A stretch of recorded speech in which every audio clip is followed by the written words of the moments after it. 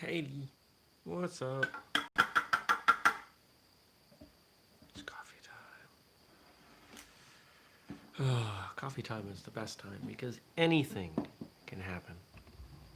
Anything at all. Move those chords. A little more aesthetic there. And here we go in 3, 2, 1. Good morning, everybody. Welcome. Today is Wednesday, August 5th, 2020. My name is Jeremy, and this is my first cup of coffee.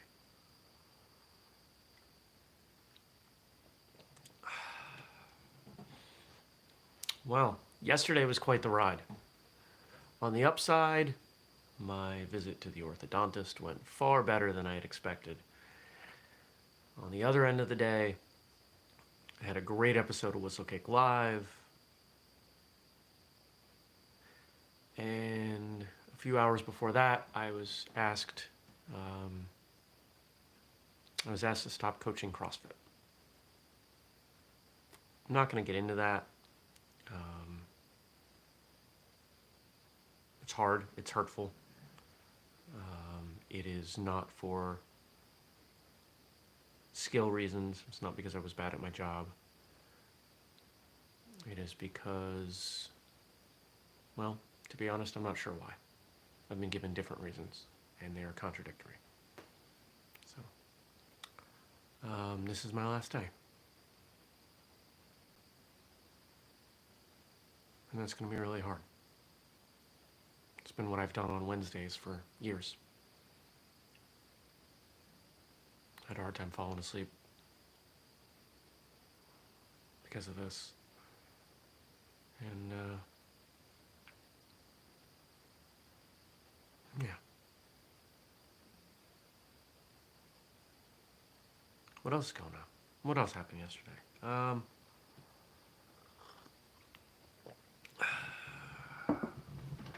Ended up at Panera doing some work because I couldn't do any more work here.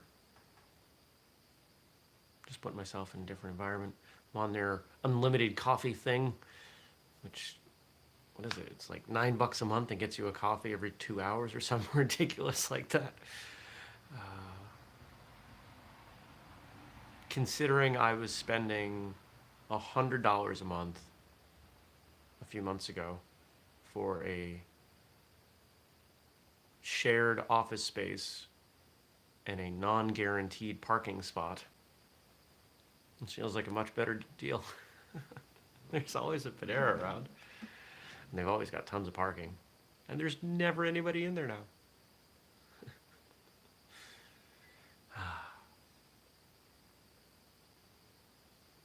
Yeah. What else happened yesterday? Lots of email yesterday. A lot of client stuff, a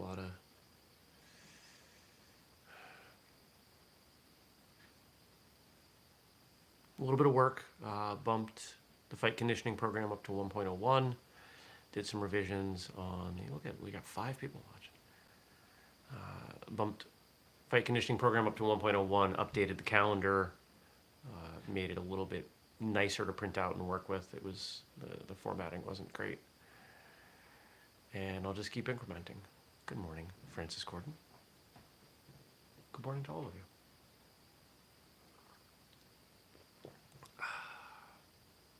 Oh, and I recorded an episode yesterday with a really, really nice guy. Guy that I suspect, I mentioned this in the episode, it'll be out in a couple weeks, that I bet we're no more than 1 degree of separation away. I bet we know people in common because of where he comes from and what he trained. Not all martial arts styles are broadly practiced. Some are a little more unique. Some are a little more rare.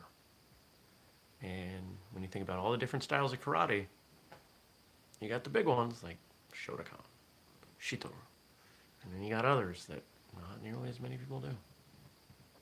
And I grew up doing one of those, which is somewhat regionalized. I mean, the regionalization is kind of gone now, but It was for a long time. I don't want you on my lap.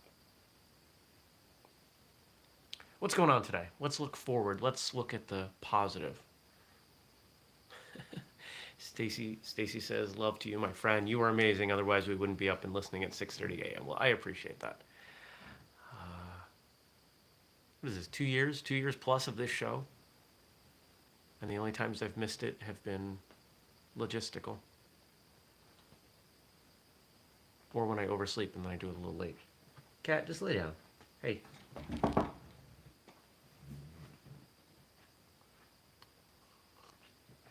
She doesn't understand how blankets work. She tries to dig in them. Hey, it's not how blankets work. Here.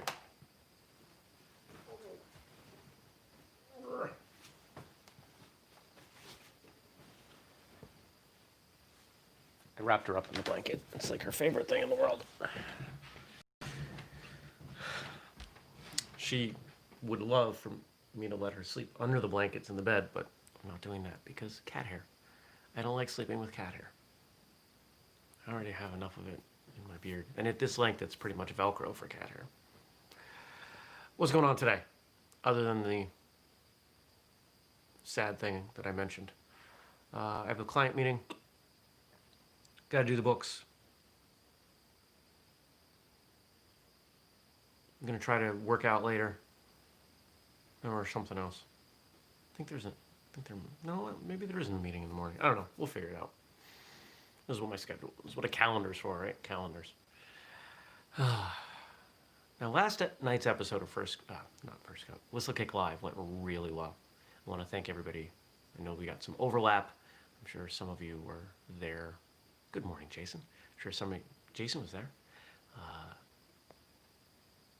We had some good conversation, fun stuff. And those of you that join in live, there's good conversation in the chat. And that's part of why we do that show. That's part of the appeal of doing things live is the interaction. And yeah, there's the aspect that I provide by being there, but there's that kind of secondary layer of all of you talking to each other and good conversation. And honestly, I just get to be a part of that and a part of that because I can't sit there and type away with you because I'm busy talking.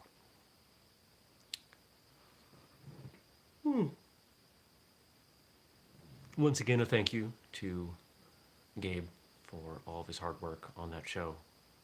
He was even smoother last night than he was a month ago. We'll be re-airing that tonight here on YouTube, 9 o'clock. And then it'll go in the podcast feed for, I think, next week or the week after. It'll be in there. You'll see it.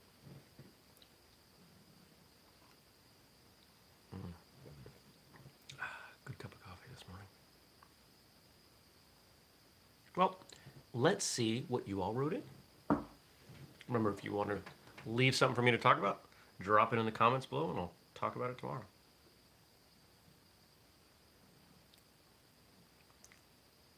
Let's see, we're going to mix these up. We're going to spread them out. Today we've got stuff from Gabe and from Frank. And one of the new things that we did last night in Whistlekick Live was we had there weren't credits, but previews. And we had some trivia, and we had some jokes, and the jokes were courtesy of Frank. He does good stuff with that. Thank you, Frank.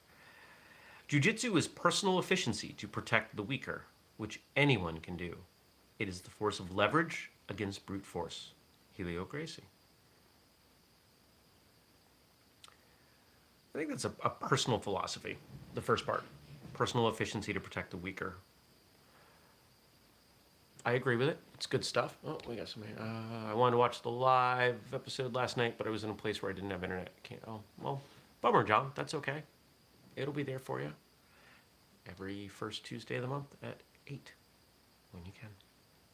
But this second part, I think, is pretty solid. It is the force of leverage against brute force.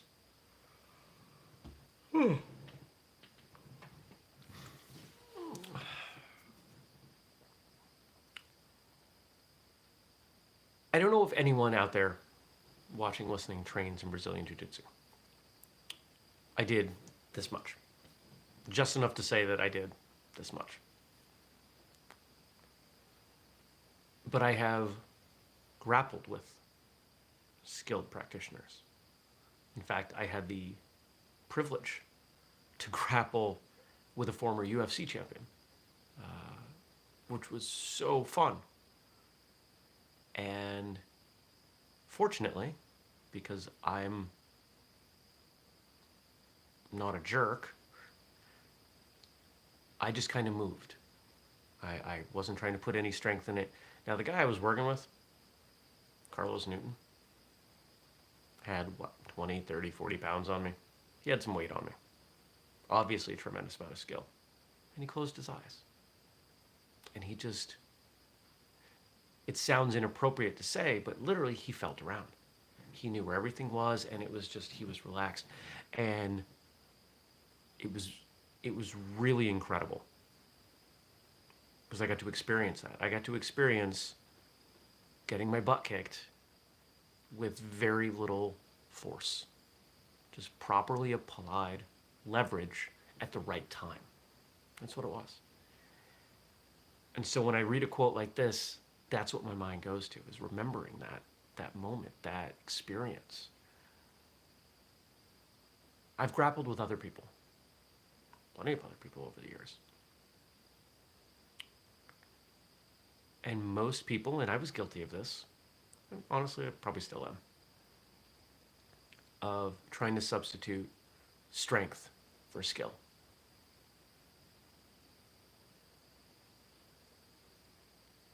And the first time I experienced really getting my butt kicked was rolling with a woman who what did I outweigh her by? 30 pounds? 40 pounds? And she kicked my butt. And that was really enlightening. I didn't fully understand. I was still younger, late 20s. But I get it now, right? And what if we carry that philosophy of skill over everything else into other martial arts? What if we think about timing and skill over strength and speed? You don't have to be faster than the other person if you know what's going to happen, if you're in the right places at the right times. And I find myself more interested in this as I get older. I'm stronger than I once was. I don't know that I'm faster than I once was, because my training isn't as extensive as it once was. But when it comes to anything combative, I don't think I've lost any overall output. If I was to step in to point spar or any other kind of free-form partner work, my knowledge has expanded greatly. Jason says, interesting parallel. When I learned wushu, the coach talked about the importance of relaxation. Yeah, and I could see that being incredibly important in wushu, because those movements, some of the beauty comes from the fluidity of it, versus some hardstyle karate, where the beauty is in the abruptness, the suddenness of the movements, and the locking in a position.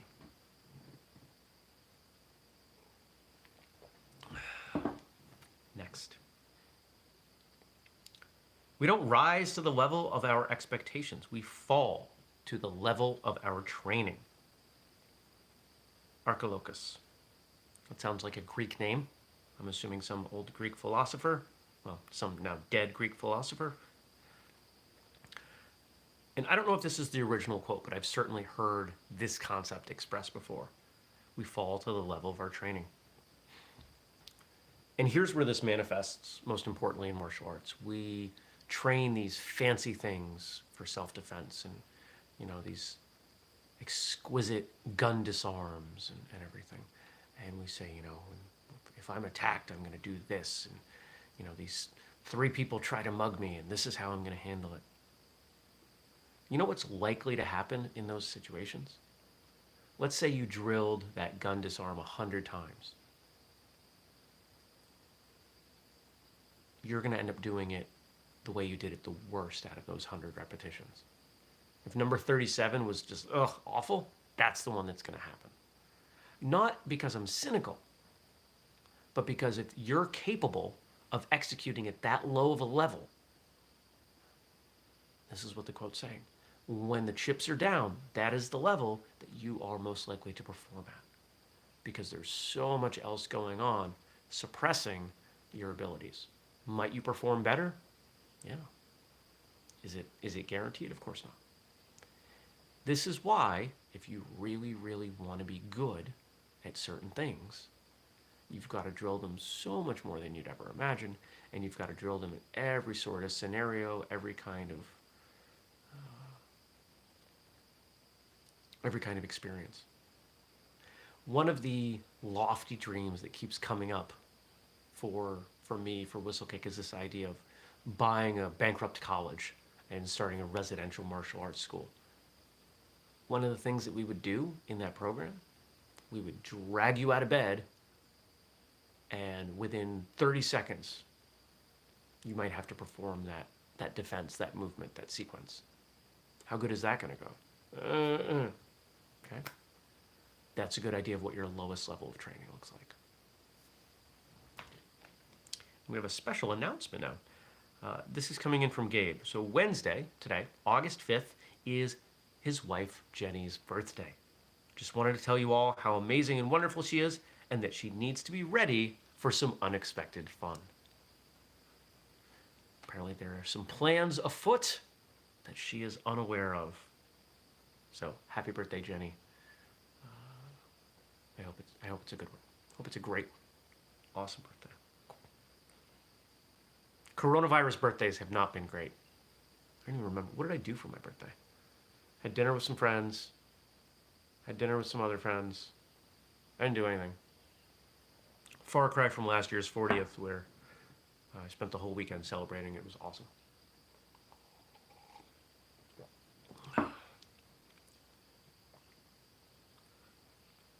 The path of martial arts begins and ends with courtesy. So be genuinely polite on every occasion. Mas Oyama. The path of martial arts begins and ends with courtesy, so be genuinely polite on every occasion.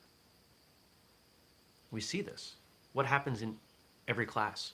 What happens at the beginning? In most martial arts, you have some kind of formal acknowledgement, whether it's a bow or something. There's something courteous there. What happens at the end? Same thing. What happens when you are working with someone? What happens when you're competing against someone? In most cases, you start with a bow. You end with a bow. I mentioned a couple weeks ago that former guest of the show, friend, I'm not gonna lie and say he's a great friend or a good friend, but I have tremendous respect for this man. I consider him a friend. Sensei Raz Hilton had his Bellator debut. And you know what you will see if you watch Raz fight? He bows at the beginning of his matches. Might be fighting MMA, but he is a karate guy. He is a traditional martial artist. And I have immense, immense respect for that man because of that. Courtesy. You can be courteous in everything you do. You can be courteous without being respectful. There are plenty of people out there I don't respect, and I'm still courteous to them. There are opinions that I find distasteful. There are actions that I find reprehensible. And when it is necessary, I engage with those people, and I still show them courtesy. Is what's going on with me no longer coaching CrossFit respectful? No. Am I going to be courteous to my soon-to-be former employers? Yes.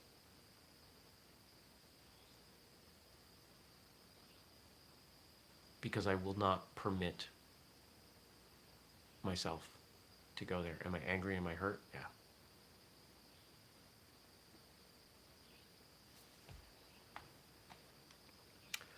And our last quote for the day think I saw something come through. Francis says, love the point on courtesy. And you know, what I find interesting about that is that that quote is coming in from someone who has developed this reputation for just being very gruff and aggressive. If you do research on Masayama and look up what he is known for, you know, people talk about him fighting bulls and going off to train on a mountaintop for, was it a year or something? They don't talk about him from a philosophical perspective. They talk about him being a Korean who started a karate style. These martial arts masters, these founders, were much deeper thinkers, much greater philosophers than I think we often give them credit for. Anybody can put together a sequence of movements and teach that. Anybody can do that. But can you round that out with an approach, with a thought process that warrants it for passing down generation after generation? Not everyone can do that. I practice the martial arts. I don't practice MMA. MMA is my job. MMA is a new sport. Martial arts is the knowledge from the ages. Anderson Silva. There is another MMA fighter that I have respect for. There are quite a few. Unfortunately, they don't seem to be as popular these days as MMA has become more of a spectacle. I had a thought the other day on how we could turn traditional arts into kind of like professional wrestling as spectacle. I think that'd be a lot of fun. I don't know if anybody would watch it.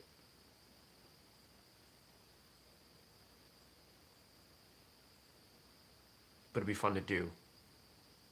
Who wouldn't want to do that? Who wouldn't want to do that? Who wouldn't want to have staged combat in that way? I think that'd be a good time.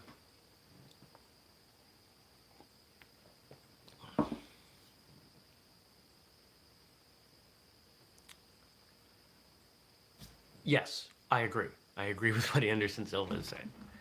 This idea that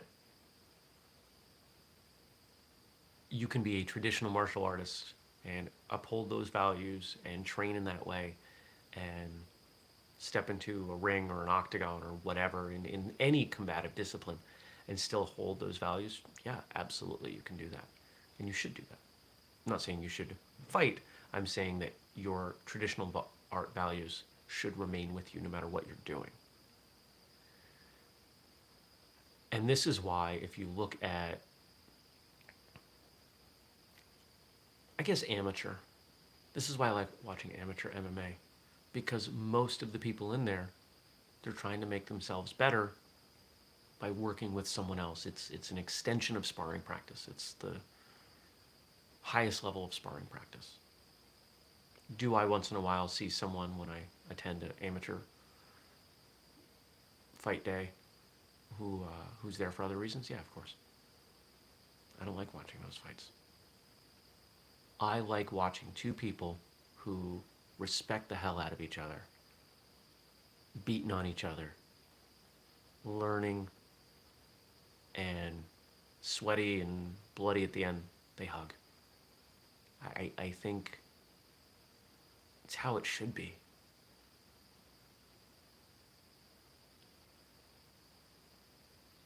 This is where you hear, this didn't really happen when I was a kid, but I hear from like my parents' generation, when there was an issue, usually boys, they took it outside. They fought, and when they were done, they shook hands, because it was settled. You even hear stories of teachers looking the other way, or even condoning that. Am I a supporter of violence? No. I don't like fighting. I've never been in what I would call a fight. I've worked really hard to avoid them. I'm very proud of that. And yet there's something I think really elegant about being able to put it out there in that way and just be done with it. Okay, we're done. You beat me. Clearly, I lost. We're done. Okay, we're done. Now we can move on. Today, though, people don't move on. They dwell. And we shouldn't be doing that. Find a way to let it go. You find a way to move on. Do you mourn the thing? Yeah. But you have to let it go. Otherwise, you're investing energy in the past that you could use on something else that is warrant your focus. Let it go. Move forward. Progress, growth, whatever you want to call it. It's much more important than dwelling and resentment. Do you know someone who's consumed by resentment? You probably do. Don't be that person. Take a look at what that person's life looks like.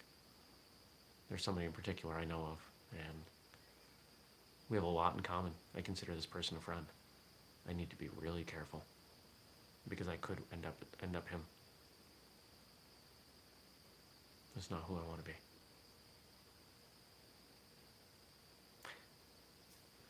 Thanks for coming by. Thanks for joining me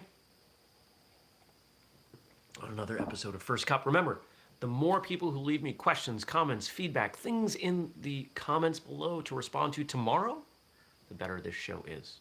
I want to thank everybody who came by live, and to those of you watching or listening later, thank you as well. Thanks to Frank for all the work he does behind the scenes, and thank you to Frank and Gabe for the comments I responded to today. Happy birthday again to Jen. If you want to join us, remember we do the show every weekday, 6:30 a.m. Eastern here on YouTube. And if you want to support the work we do at Whistlekick, whistlekick.com. Use the code FIRSTCUP15 to save 15% off, or support the Patreon, patreon.com/whistlekick. That's it. That's all I got. I'll see you back here tomorrow. Take care, everyone. Peace.